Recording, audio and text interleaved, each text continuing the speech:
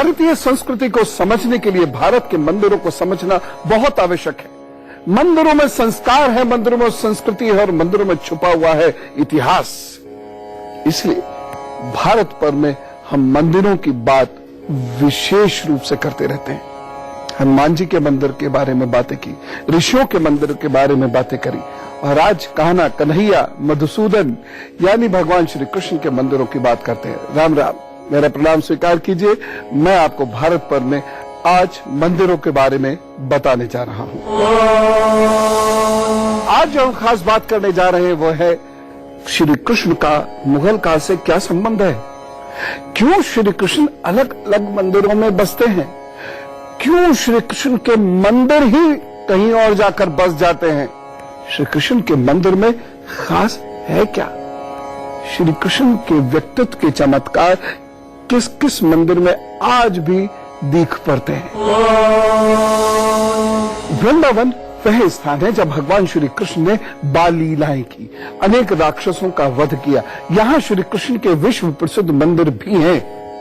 यद्यपि मैं जब आपको भगवान श्री कृष्ण के बारे में बहुत विस्तार से बताऊंगा तब बताऊंगा कि ये राक्षस कौन है और भगवान श्री कृष्ण ने किसका वध किया। लेकिन आज मैं आपको ऐसी 7 चमत्कारी श्री कृष्ण की प्रतिमाओं के बारे में bता रहा हूं जिसका संबंध है वृंदावन से। इन 7 प्रतिमाओं में से 3 आज भी वृंदावन के मंदिरों में स्थापित हैं, वहीं 4 अन्य स्थानों पर प्रतिष्ठित हो गई।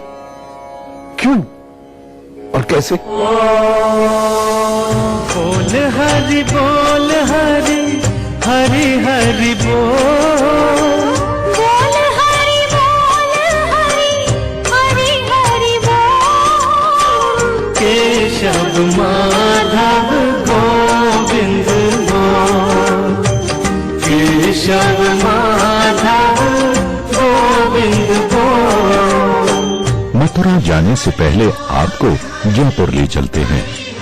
यहाँ पर है गोपाल का विश्व प्रसिद्ध गोविंद देवी जी मंदिर।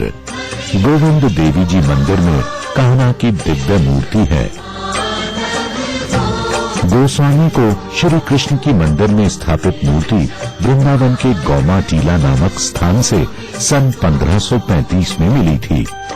उन्होंने इसी स्थान पर छोटी सी कुटिया में इस मूर्ति को स्थापित किया। इनके बाद रघुनाथ भट्ट गोस्वामी ने गोविंद जी की सेवा पूजा संभाली। नाम प्रभु का है शुभ कार्य, पाप कटेंगे क्षण में भार। उन्हीं के समय में आमेर नरेश मानसिंह ने गोविंद जी का भव्य मंदिर बनवाया। इस मंदिर में गोविंद जी 80 साल विराजे।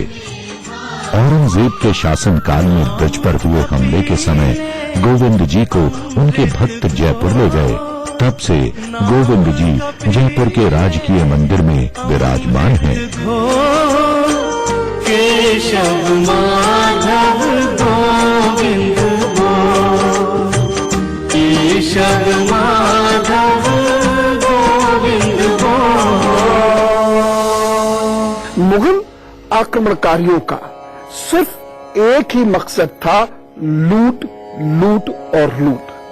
यही कारण था कि इन्होंने जिस मंदिर के अंदर धन देखा उसको तबाह कर दिया। जिस भी स्थान पर धन देखा उस स्थान को तबाह कर दिया। यहां तक कि कुछ ऐसी मस्जिदें भी हैं जहां धन मिला तो उनको भी तबाह कर दिया गया। मुगलिया हमलों में लाखों मंदिर मठ तोड़े गए। बावजूद उसके एकमात्र ये ऐसी प्रतिमा है जो वृंदावन में कहीं ऐसी जगह पर थी कि इसका कुछ भी नहीं हुआ और ये वैसी की वैसी रही।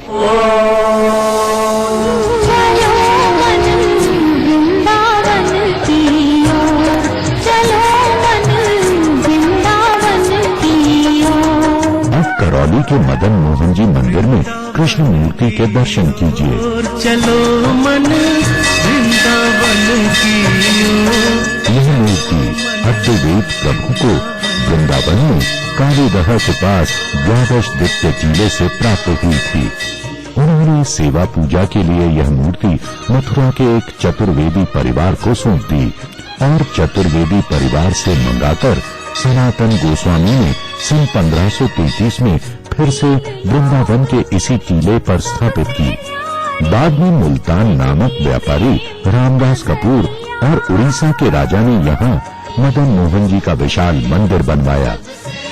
मुगलिया आक्रमण के समय इन्हें भी भक्त जयपुर ले गए, पर कालांतर में करौली के राजा गोपाल सिंह ने अपने राजमहल के पास बड़ा सा मंदिर बनवाकर मदन मोहन जी की मूर्ति को स्थापित किया। तब से मदन मोहन जी करौली राजस्थान में स्थापित हैं।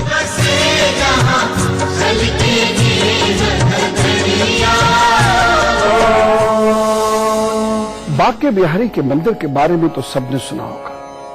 ये भी सुना होगा कि आप बहुत देर तक टकटकी लगा के कन्हैया को देख नहीं सकते, देखेंगे तो कुछ हो जाएगा। कहा जाता है कि हजारों लोगों के अंदर वैराग्य उत्पन्न हो गया कन्हैया की उन दिव्य आंखों में झांक कर।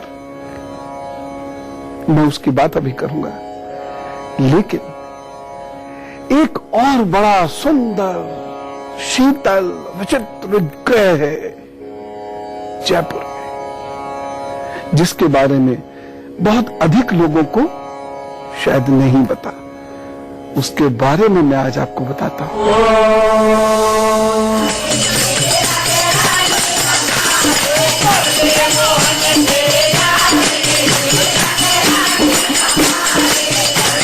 एक बार फिर जयपुर का रुख कीजिए। इस शहर में गोपीनाथ जी मंदिर है, जहां श्री कृष्ण की मूर्ति की अद्भुत माया है। संत परमानंद भट्ट को यमुना किनारे वंशी वट पर यह मूर्ति मिली थी और उन्होंने इस प्रतिमा को निधि वन के पास विराजमान कर मधु गोस्वामी को इनकी सेवा पूजा सौंपी।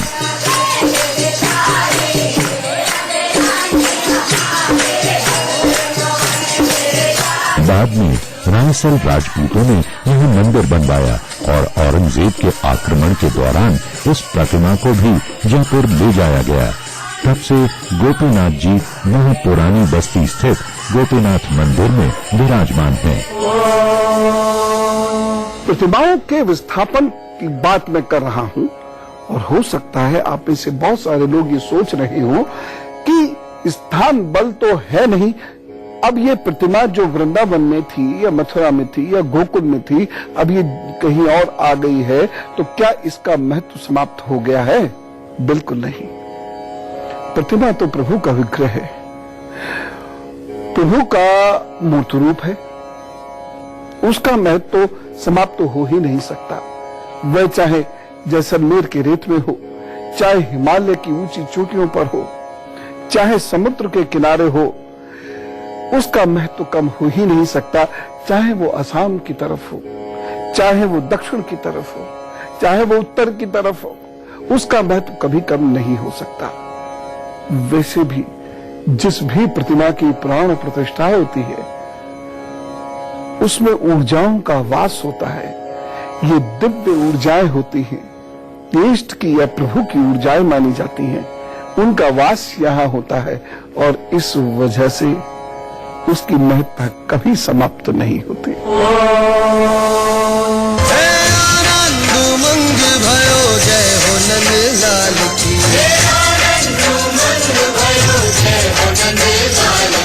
मथुरा की दिव्य मूर्ति के दर्शन करने से पहले पन्ना में जुगल किशोर जी ने स्थापित कृष्ण की मोहित कर देने वाली प्रतिमा देखिए। भगवान श्री कृष्ण की यह मूर्ति हरिराम जी व्यास को सन 1620 की माघ शुक्ल एकादशी को वृंदावन के किशोर वन नामक स्थान पर मिली। व्यास जी ने इस मूर्ति को वहीं प्रतिष्ठित किया। बाद में ओरछा के राजा मधुकर शाह ने किशोर वन के पास मंदिर बनवाया। यहाँ भगवान जुगल किशोर अनेक वर्षों तक विराजे और मुगलिया हमले के समय जुगल किशोर जी को उनके भक्त ओरछा के पास पन्ना ले गए। पन्ना मध्य प्रदेश में है। जब भी पन्ना जाएं, इस मूर्ति के दर्शन जरूर करें।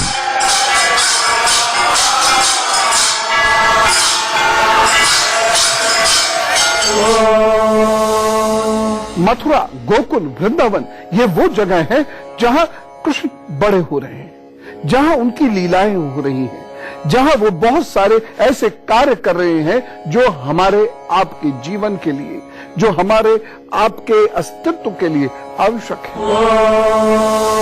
वो कान्हा बंसी बजाए, राधा दौड़ी चली आई, रंग में अपने कन्हैया सारा मधुबन रंगाए, राधा नाचे है नाचे ब्रिजवाला। मथुरा जाने वाले भक्त राधा रमण जी में भगवान के दर्शन जरूर करते होंगे। गोपाल भट्ट गोस्वामी को गंडक नदी में एक शालिग्राम मिला। वे उसे वृंदावन ले आए और केशी घाट के पास मंदिर में प्रतिष्ठित कर दिया। एक दिन किसी दर्शनार्थी ने कटाक्ष कर दिया कि चंदन लगाए शालिग्राम जी तो ऐसे लगते हैं मानो कड़ी में बैंगन पड़े हों। यह सुनकर गोस्वामी जी बहुत दुखी हुए, पर सुबह होते ही शालिग्राम से राधा रमण की दिव्य प्रतिमा प्रकट हो गई। यह दिन सन 1542 की वैशाख पूर्णिमा का था। वर्तमान मंदिर में इनकी प्रतिष्ठापना सन 1884 में की गई।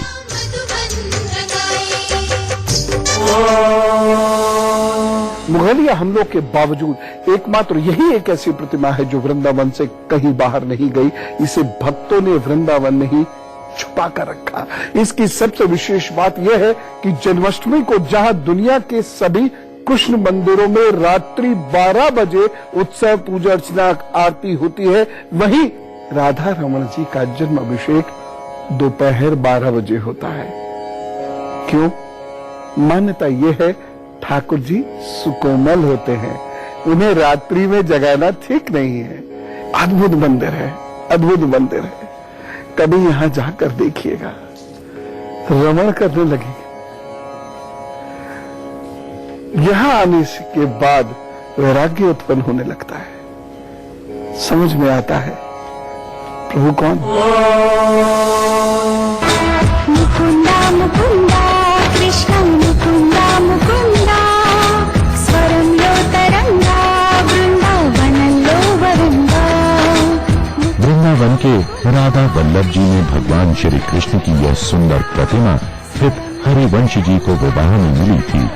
उनका विवाह देवबंद से वृंदावन आते समय चटथावल गांव में आत्मदेव ब्राह्मण की बेटी से हुआ था। पहले वृंदावन के सेवा कुंज में सन 1591 और बाद में सुंदरलाल भटनागर रहीम को यह श्रेय देते हैं द्वारा बनवाए गए लाल पत्थर वाले पुराने मंदिर में राधा वल्लभ जी प्रतिष्ठित हुए।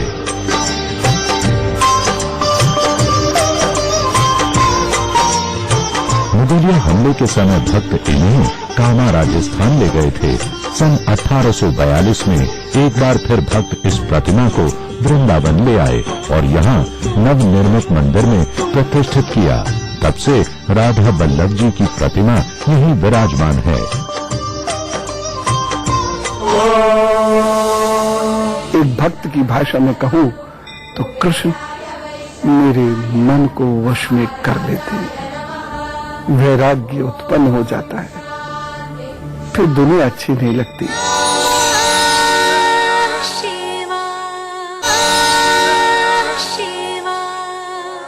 यूं तो पूरे विश्व में ईश्वर के निर्गुण रूप को मानने वाले लोग ही अधिक हैं, परंतु भारत में एक बहुत बड़ी संख्या है जो ईश्वर के मूर्ति रूप की पूजा करती है, और इसमें कुछ गलत भी नहीं।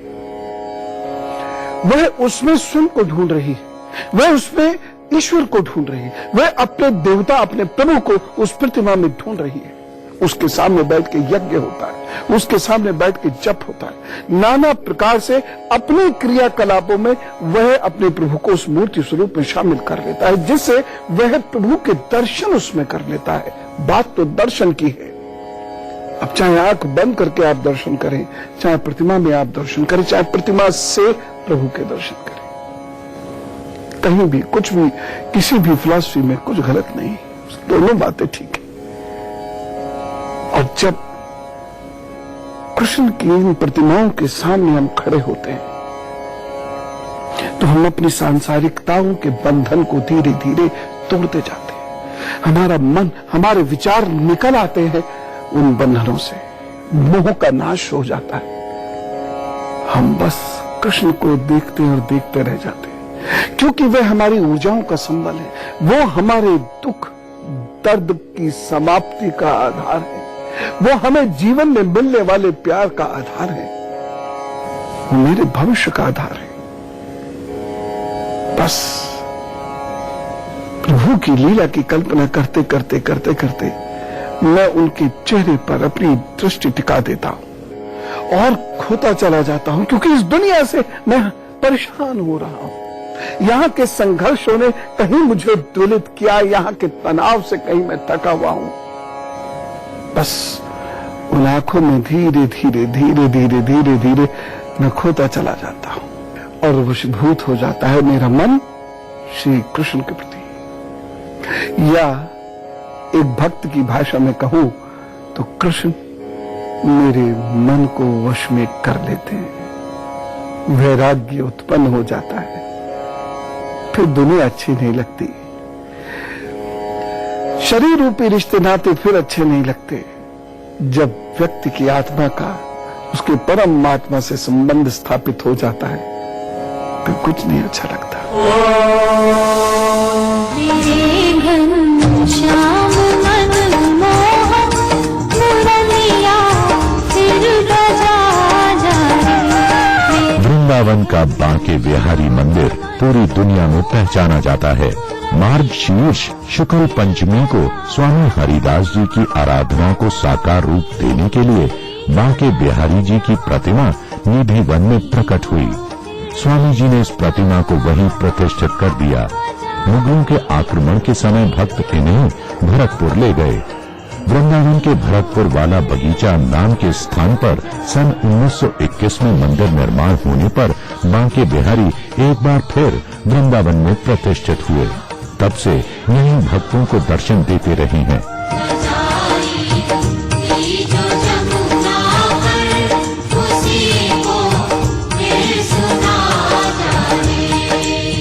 बिहारी जी की प्रमुख विशेषता यह है कि यहाँ साल में केवल एक दिन जन्माष्टमी के बाद भोर में मंगल आरती होती है, जबकि वैष्णवी मंदिर में यह नित्य सुबह मंगल आरती होने की परंपरा है।